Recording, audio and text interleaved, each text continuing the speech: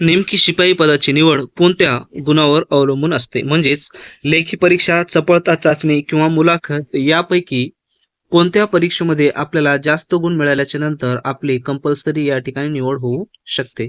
तर अत्यंत IMP information आहे. या व्हिडिओमध्ये संपूर्ण माहिती आपण या ठिकाणी देणार आहोत. तुम्ही जर पाहिलं तर मित्रांनो, या ठिकाणी प्रत्येक बँच वाईज कट ऑफ लागणार आहे. तुम्ही ज्या बँचमध्ये म्हणजे ज्या शाखेमध्ये फॉर्म टाकलेला आहे त्या शाखेनुसार निकाल लागेल, कट ऑफ लागेल आणि त्यानुसारच आपली या ठिकाणी निवड होईल आणि अंतिम यादी म्हणजे निवड यादी सुद्धा या पद्धतीनेच लागणार आहे. म्हणजेच 570, 115, 202 या जागेपैकी तुम्ही ज्या ठिकाणी फॉर्म टाकलेला आहे त्या एका जागेवर तुमची या ठिकाणी निवड होणार आहे. परंतु अद्याप आपण जर पाहिलं तर या ठिकाणी लेखी परीक्षा आपली संपलेली आहे. त्याच्यानंतर दुसरी जी स्टेप आहे अत्यंत महत्त्वाची ती असणार आहे चपळता चाचणी किंवा शारीरिक क्षमता विशेष अर्हता परीक्षा आणि शेवटची स्टेप आहे ती म्हणजेच मुलाखत. आता या ठिकाणी तिन्ही स्टेपमध्ये अत्यंत महत्त्वाची कोणती स्टेप आहे की जेणेकरून आपल्याला या ठिकाणी आपली निवड आपल्याला पक्की करता येईल? तर त्यासाठी आपण पाहूया. सर्वात अगोदर पाहिलं तर मित्रांनो या ठिकाणी लेखी परीक्षा सर्वात IMP होती आणि कॉमनली म्हणजेच या ठिकाणी लेखी परीक्षा जर पाहिलं तर सर्वच विद्यार्थ्यांना लेखी परीक्षा देता आली. परंतु मित्रांनो आता जी पुढची स्टेप आहे ती आहे चपळता चाचणी आणि मुलाखत. तर यामध्ये सर्वच विद्यार्थ्यांना चपळता चाचणी देता येणार नाही, त्याच पद्धतीने सर्वच विद्यार्थ्यांना मुलाखत देखील देता येणार नाही.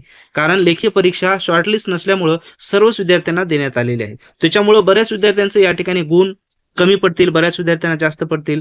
काही विद्यार्थी या ठिकाणी कट ऑफ मध्ये बसतील आणि काही विद्यार्थी कट ऑफ मध्ये बसणार नाही. त्याच्यामुळं लेखी परीक्षा तर सर्वांसाठी IMPच होती कॉमनली, म्हणजे जेवढ्या विद्यार्थ्यांनी लेखी परीक्षा दिलेली त्यांच्यासाठी सर्वांसाठी. परंतु आता इथून पुढची जी स्टेप असणार आहे, जे विद्यार्थी लेखी परीक्षा पात्र झालेले आहेत म्हणजेच कट ऑफ मध्ये बसलेले आहेत त्यांच्यासाठी खरी मेहनत असणार आहे आणि त्या विद्यार्थ्यांसाठी आता पुढची स्टेप कोणती महत्वाची आहे ती माहीत असणं अत्यंत आवश्यक आहे. तर या ठिकाणी पाहूया मित्रांनो, सर्वात महत्वाची जी प्रोसेस आहे पुढची, लेखी परीक्षा दिल्याच्या नंतर तुम्ही जर कट ऑफवर बसले आणि पात्र झाल्याच्या नंतर दुसरी जी स्टेप आहे ती असणार आहे आपली चपळता चाचणी म्हणजे शारीरिक क्षमता विशेष अर्हता परीक्षा, जी की असणार आहे 10 गुणांची.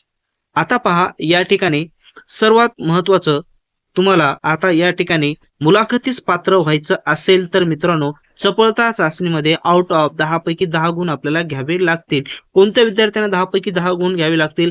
जे विद्यार्थी लेखी परीक्षेमध्ये कट ऑफ वर बसलेले आहेत. एक्झाम्पल कट ऑफ 23 लागला आणि त्या विद्यार्थ्याला 23 मार्क असतील तर त्याला 10 पैकी 10 गुण मस्ट आहे, कंपल्सरी घ्यावे लागणार आहे. किंवा पुढच्या विद्यार्थ्यांना सुद्धा 10 पैकी 10च गुण या ठिकाणी घ्यावे लागतील, कारण त्याचा फायदा त्याला मुलाखतीमध्ये होणार आहे. आता चपळता चाचणीमध्ये आपल्याला जर या ठिकाणी आउट ऑफ मार्क्स मिळाले तर आपला मुलाखतीमध्ये फायदा होईल आणि अंतिम निवड आपल्याला या ठिकाणी मिळू शकते. त्याच्यामुळं सर्वात महत्वाची स्टेप असणार आहे ती आहे मित्रांनो आपली चपळता चाचणी.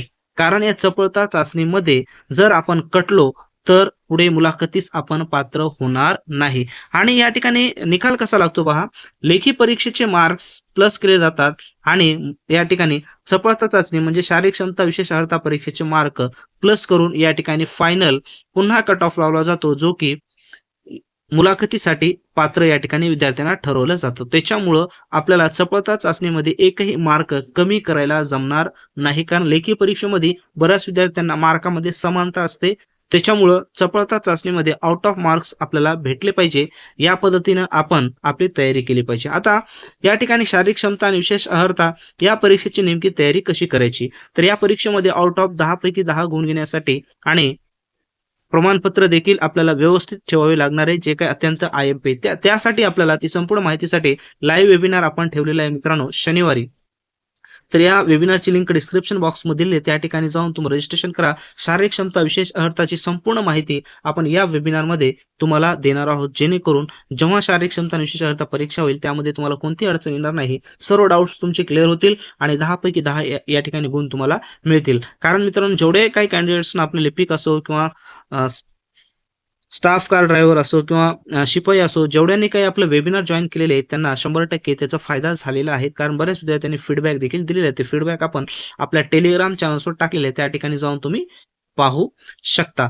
तसे दुसरी महत्वाची गोष्ट म्हणजेच लिपिक या पदाचं सुद्धा आपण वेबिनार ठेवलेले आहे, त्याची लिंक सुद्धा डिस्क्रिप्शन बॉक्स मध्ये दिली आहे, त्या ठिकाणी जाऊन तुम्ही रजिस्ट्रेशन करू शकता. तर अशा पद्धतीने मित्रांनो सर्वात महत्त्वाची स्टेप आपली शिपाई या पदासाठी आहे रिझल्ट ठरवणारी. कारण मागचा जर तुम्ही इतिहास पाहिला, रिझल्ट जर काढला, तर मित्रांनो काही विद्यार्थ्यांना 27 मार्क होते. तुम्हाला खोटं वाटेल, परंतु यादी एक वेळेस चेक करा तुम्ही. 27 मार्क होते. परंतु अशा विद्यार्थ्यांना 27-28 मार्क असून सुद्धा तुम्हाला नवल वाटेल की त्यांची निवड झाली नाही. निवड झाली म्हणजे मुलाखतीलाच पात्र केलं नाही. असं कसं झालेलं आहे? कारण त्यांना मार्क्स किती टाकलेत पहा. 1 मार्क टाकला, कुणाला 1.5 मार्क्स टाकला. त्याच्यामुळं जो 40 मार्कापैकी कट ऑफ लावलेला होता त्यांनी, तर त्या कट ऑफ पर्यंत सुद्धा ते मुलं गेले नाहीत. 30 पैकी 27-28 मार्क घेऊन सुद्धा.